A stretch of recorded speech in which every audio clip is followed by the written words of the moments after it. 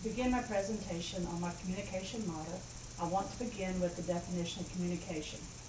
The process of generating meaning by sending and receiving verbal and nonverbal symbols and signs that are influenced by multiple contexts.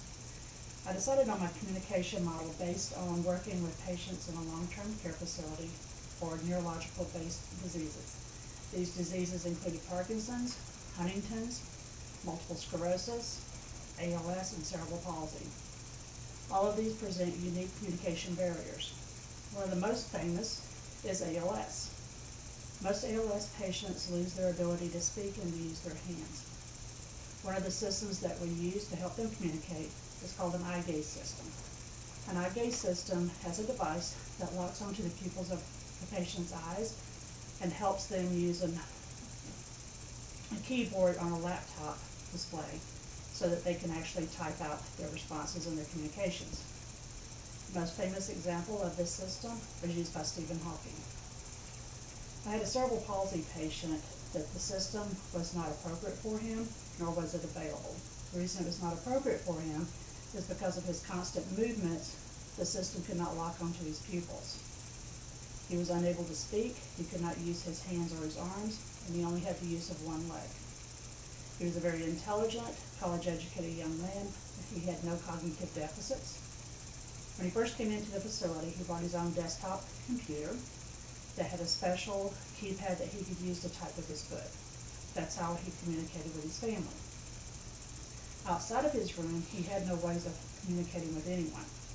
So what we did was we created a communication board similar to this one for him. It was just a basic piece of poster board with the alphabet on it. With this one, the way it's designed, not only does it have the alphabet that numbers, but it has simple phrases such as yes and no. And because this is geared to the use of patients with neurological issues, of course they're going to have pain, so we want a pain indicator. This one I just used a stick man with different body parts listed, and you can use left or right. It also has simple things like hunger and thirst that they can indicate.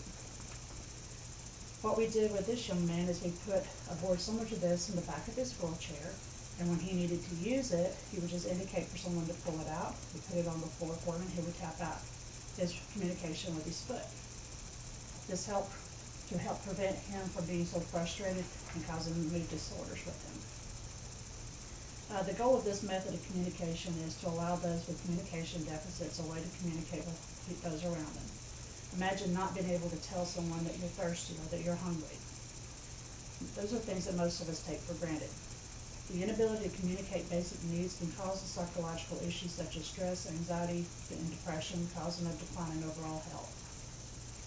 This type of model falls under interpersonal communication and under the interaction model of communications. It allows for a two-way process of communication between two entities, allowing for more interaction.